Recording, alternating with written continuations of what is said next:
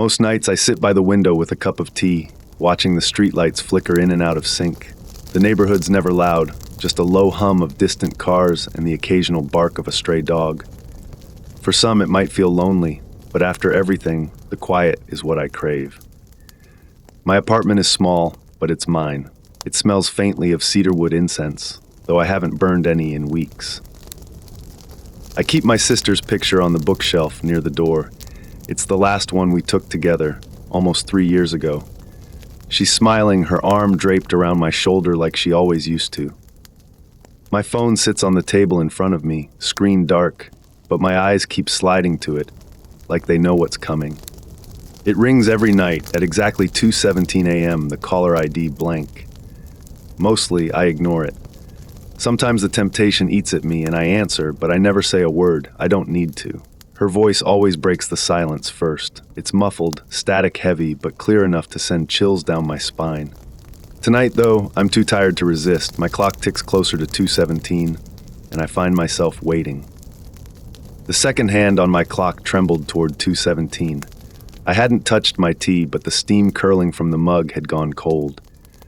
The apartment, usually so still at night, felt wrong.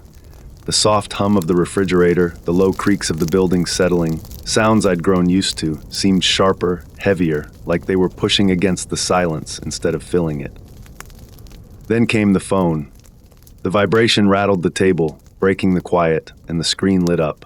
No name, no number, just the stark glow of an incoming call. I reached for it hesitantly, my fingertips brushing the edge of the phone as the air suddenly felt colder, like a draft had slipped through a crack in a window, except all my windows were sealed. I swiped the screen and held the phone to my ear, my heart pounding heavier than the static that hissed through the line. "Hello?" I whispered, breaking my own rule. There was a pause, a crackle, then her V. "Are you awake?" It was her, but it wasn't. Her tone had an edge, like someone trying too hard to mimic her warmth. Behind her words, I could hear something else. Breathing, uneven and wet, like it came from something that didn't know how. The wet breathing on the line lingered, uneven and shallow, scraping against my sanity. I stayed silent, clutching the phone tightly, afraid of what else I might hear if I dared to respond. "Are you awake?" she said again, softer this time, almost a whisper, like her voice was fading further into the static. My hand shook as I lowered the phone, staring at the screen. It was still blank, but the call timer ticked on, indifferent to my growing fear. Then the faintest sound cut through the air, not through the phone, but from the other side of my apartment. A soft thud, like something had shifted just out of sight. My eyes darted toward the bookshelf. Her picture frame was tilted out of place. No, it had fallen flat. I stood slowly, my body stiff with dread, and approached the shelf. The room felt heavier with each step, the air thick like smoke. When I picked up the frame, my stomach dropped. The glass was shattered, thick cracks spidering across her smiling face. Behind me there was another sound, a creak, not of the building but of the floorboards. Deliberate, slow, like someone shifting their weight. I froze. "Hello," whispered a voice in my ear, not through the phone, behind me. I spun around so fast I nearly dropped the frame. No one was there, just my dark, empty apartment, the shadow of the bookshelf stretching long across the wooden floor. My chest heaved, and I fought to swallow the lump rising in my throat. The phone, still clutched in my other hand, emitted a faint click, then silence. The call ended on its own. I glanced back at the broken frame, my sister's face staring up at me through fractured glass. Something was wrong, very wrong. I hadn't felt this kind of dread since the day I got the call about her car accident. It had been a bright morning then, too bright for the news I'd received, and now, in this choking darkness, it felt like her absence had never truly ended. When I bent to collect the shards of glass, I noticed something glinting beneath the shelf, something small and metallic. I reached for it, my fingers brushing smooth, cold metal. When I pulled it into the light, I froze. It was her bracelet, a simple silver chain with a tiny heart charm she'd always worn. She was buried with it. The floor creaked again, closer this time, and in the stillness I felt it. I wasn't alone. My breath hitched as the bracelet swung lightly in my trembling hand, its charm catching the faint light. Memories of her funeral came rushing back. How I'd insisted she wear it, clutching it in my hand right before they closed the casket. This can't be real. The sudden thought struck me. Maybe I'd imagined it.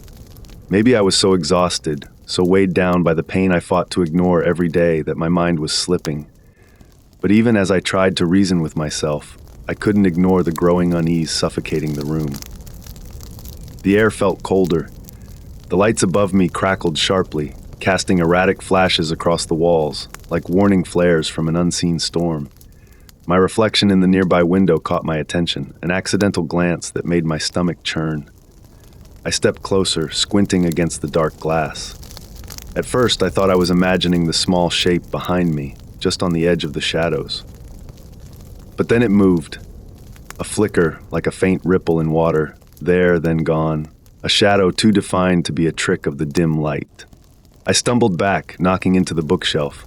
My sister's picture frame fell again, the sound shattering the fragile silence. A low murmur began to echo through the still air. My name whispered everywhere. The whispers deepened, multiplying, twisting every corner of the room into a trap. My name spilled out in fragmented tones, low and distant, soft and urgent. It wasn't just my sister's voice anymore. There were others. I clutched the bracelet, the edges of the charm digging into my palm, grounding me as my world closed in. What do you want? My own voice cracked in the suffocating quiet, bouncing off the walls before disappearing into the growing shadows. The room responded, first with a soft knock, then another, louder and closer. A rhythm began, tapping against the walls and floor like unseen hands were feeling their way toward me. My gaze darted around the apartment, every shadow twisting impossibly long and dark until the light barely seemed to touch the space anymore. And then I saw it. On the floor near the far corner of the room, something glistened where nothing should have been. A trail of damp, dark prints, bare feet, leading to my bedroom door. I stepped toward it, heart hammering, though every nerve begged me to turn and run.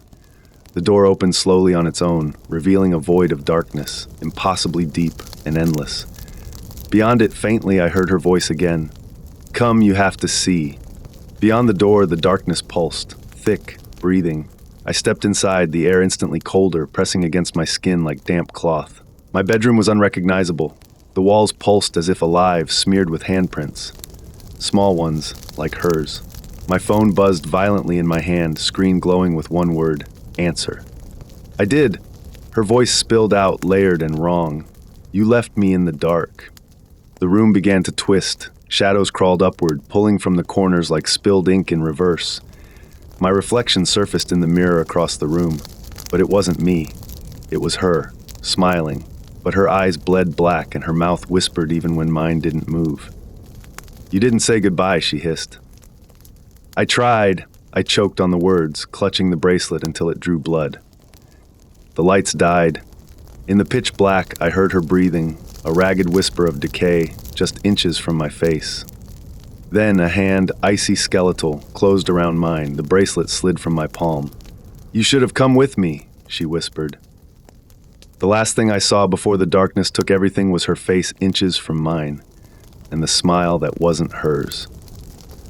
The mirror's surface shimmered, her reflection still staring back, except now the room behind her was not mine. It was brighter, familiar. My childhood bedroom. Suddenly memories surged, things I'd buried deep. My sister didn't die in that crash. I did. The funeral, the bracelet, the endless grief. They weren't hers, they were mine. She had placed the bracelet on my wrist. She had wept by the casket. The calls, they weren't from the dead. They were to the dead. My phone dropped to the floor with a muffled thud, but the call continued, echoing from every shadowed corner. You forgot, she said gently. You always forget. I staggered back as the walls closed in, the apartment warping into that childhood room. Posters, stuffed animals, her handwriting on the walls. But it was faded, like everything had been abandoned long ago. You wouldn't wake up, her voice trembled now, so I called, every night. In the mirror, she was crying. I just wanted you to come home. And then it hit me. I was the ghost. trapped in denial, repeating nights in a place that didn't exist anymore. She had moved on. But I kept answering, and now I remembered. I never stopped. I stood alone in the flickering half-light of that impossible room, heart hollow with the truth. I was the echo, the shadow clinging to a world that no longer remembered me. My sister's voice had been a lifeline, but also a warning. "You weren't supposed to stay," she whispered from the mirror, her face already fading. The room began to dissolve, furniture melting into darkness, wallpaper peeling away into ash. I felt myself unraveling, every memory unspooling like frayed thread. "I'm sorry," I breathed, but she was already gone. Silence. Not peace, not release, just stillness. And in that stillness, the familiar ring cut through the void. My phone, on the floor, lit up again. 2:17 a.m. I stared at it. The screen didn't show her name this time. It showed mine. The call connected without my touch. Static pulsed then, my voice warped, distant. "Are you awake?" I screamed, but no sound came. From behind, I felt a breath on my neck, my own voice whispering once more. "You never really left." The light died completely, and in the dark, the ringing never stopped. Got a story? Email nightshadenote8149@gmail.com. Like, subscribe, and sleep with the lights on. Until next time, stay in the shadows.